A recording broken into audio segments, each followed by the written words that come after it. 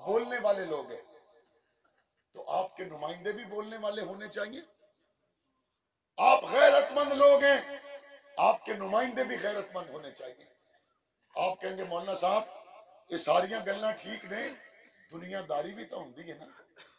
دنیا داری بھی ہوندی ہے، سڑکاں دی ضرورت بھی ہے، ہسپتالاں دی ضرورت بھی ہے، یونیورسٹی دی ضرورت بھی ہے.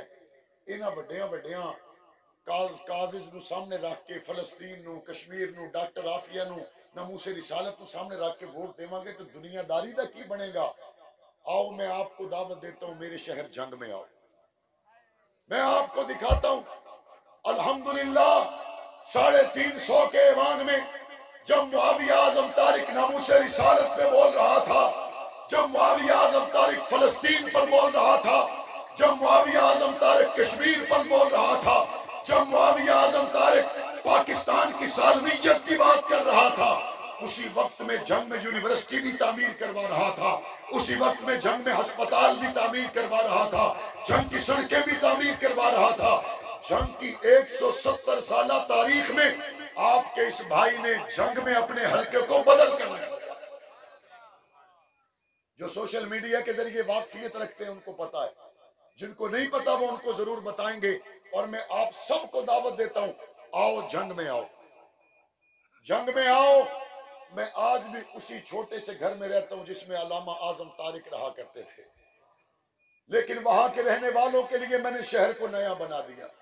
الحمدللہ وہاں کے رہنے والوں کے لیے دل کا 70 بیڈ کا ہسپتال بنا دیا. الحمدللہ وہاں کے رہنے والوں کے لیے اربوں روپے کی ڈیولپمنٹ مکمل ہو گئی.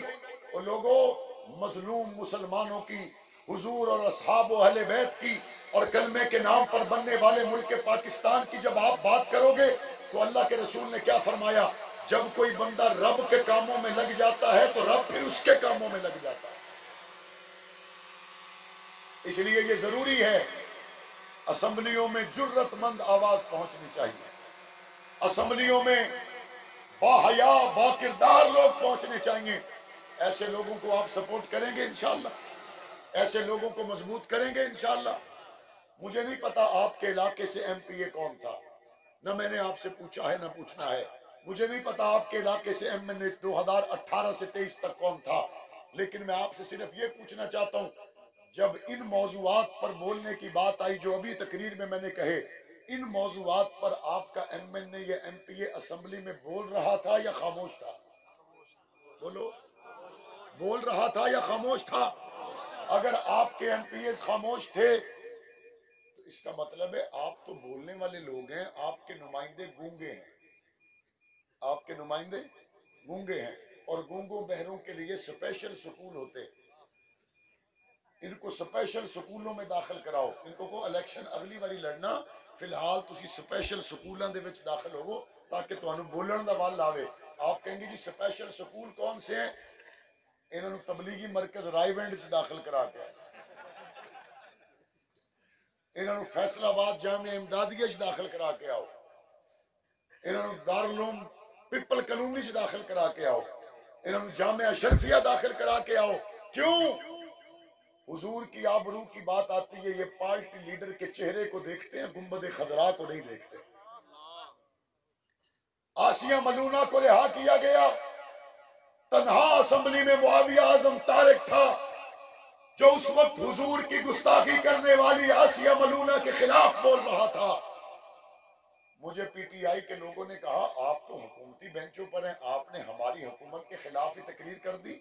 میں نے کہا تمہیں ایڈریس کسی نے غلط بتایا ہے، میں حکومتوں کے ساتھ نہیں، میں اپنے نبی کے ساتھ. مجھے اس بات کی کمی کا احساس ہوا کہ ہائے کاش میرے دائیں بائیں 300 کے قریب ممبر بیٹھے ہوئے اور بھی کھڑے ہوتے، ڈیکس بجاتے رہتے تھے میری تقریر میں. بعد میں ان کو کہتا تھا تم کیوں نہیں بات کرتے، تم بھی بات کیا کرو. کہتے کہ جی بس ہم اگر بات کریں گے تو ہماری پارٹی کی لیڈرشپ ناراض ہو جائے گی. میں نے کہا اگر کوئی آدمی پارٹی لیڈرشپ کو پہلے نمبر پہ رکھے، حضور کی آبرو کو بھی دوسرے نمبر پہ رکھے، ایسے لوگوں کو اگر ایوان میں آنے کا موقع ملے گا تو یہ فلسطین کے لیے بھی نہیں بول سکتے. یہ گونگے ہیں، یہ کبھی بھی آپ کے مسائل کے حل کے لیے بھی بات نہیں کر سکتے. بس آپ سے میں امید کروں گا 8 فروری کا دن آئے گا، آپ کے نمائندے جرت مند ہوں گے انشاءاللہ. آپ کے نمائندے غیرت مند ہوں گے انشاءاللہ۔ سیدنا عمر فاروق رضی اللہ تعالیٰ عنہ نے بیت المقدس کو کھلوایا، بیت المقدس کے دروازے کھلے، مسلمانوں نے وہاں سجدے کیے، مسلمانوں نے نمازیں پڑھی۔ انشاءاللہ ثم انشاءاللہ وہ وقت ضرور آئے گا جب بیت المقدس دوبارہ آزاد ہوگا اور پاکستان تمام عالم اسلام کی قیادت کرے گا انشاءاللہ۔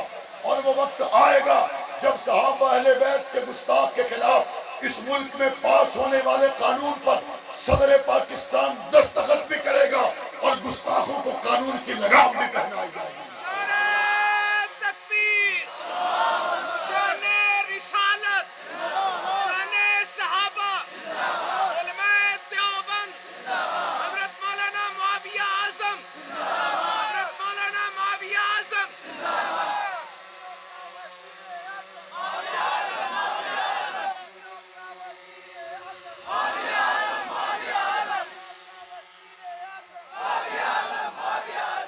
کئی جماعتیں بنی اور ختم ہو گئی۔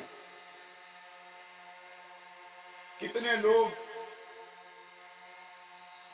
راول پنڈی کے ایک سیاستدان کو ایک چلہ لگانے کی سعادت نصیب ہوئی، ایک چلہ لگانے کی سعادت نصیب ہوئی، اور واپس آ کر انہوں نے کہا بس میں اصلی ہوں، نسلی ہوں، پہلے جیسا نہیں ہوں۔ علامہ اعظم طارق 108 دنوں کے بعد کال کوٹڑی سے باہر آئے۔ لوگوں نے پوچھا اعظم طارق کال کوٹڑی میں 108 دن کیا ہوا؟ کہا 108 دن بھی مکمل ہو گئے، 108 قرآن بھی مکمل ہو گئے۔ یہ قافلہ ان لوگوں کا ہے جنہوں نے جیل کی کال کوٹڑیوں میں بیٹھ کر بھی اللہ اور اس کے رسول کی باتیں کی ہیں۔ مجھے یاد ہے پرویز مشرف نے علامہ اعظم طارق کو جیل میں بند کیا، چند مہینوں کے بعد ایک خط لکھا، کہا کہ لکھ دو امریکہ نے جو دہشت گردی افغانستان میں کی ہے آپ کا اس سے تعلق نہیں ہے۔ علامہ اعظم طارق نے جواب دیا کہ یہ کیا بات ہوئی؟ کل تک جب وہاں پر ہم باہر تھے تو ہم کہتے تھے کہ تعلق ہے، اب جب امریکہ نے قبضہ کر لیا تو ہم کہیں جی ہم خاموش ہو گئے۔ انہوں نے کہا نہیں، وہاں پر امریکہ نے ظلم کیا ہے، میں ظالم کے خلاف ہوں، مظلوم کے ساتھ ہوں، پیچھے نہیں ہٹ سکتا۔ پرویز مشرف نے کہا پھر اندر ہی پڑے رہو۔ انہوں نے کہا کوئی بات نہیں، رضینا قسمت الجبار فینا، اگر میری تقسیم میں میرے رب نے یہی لکھا ہے تو میں اس پہ راضی ہوں۔ 1 سال گزر گیا جیل میں تھے، وہ 4.5 سال والی قید تو اس سے پہلے تھی، یہ اس کے بعد 1 سال کی قید تھی۔ جب جیل میں گئے تو اس صورتحال سے گزرے کہ لوگ کہتے تھے ہو سکتا ہے ان کو پھانسی دے دی جائے۔ جب 13 مہینے کے بعد رہا ہوئے تو 10,000 کی لیڈ سے میرے اللہ نے قومی اسمبلی کا ممبر بنا دیا۔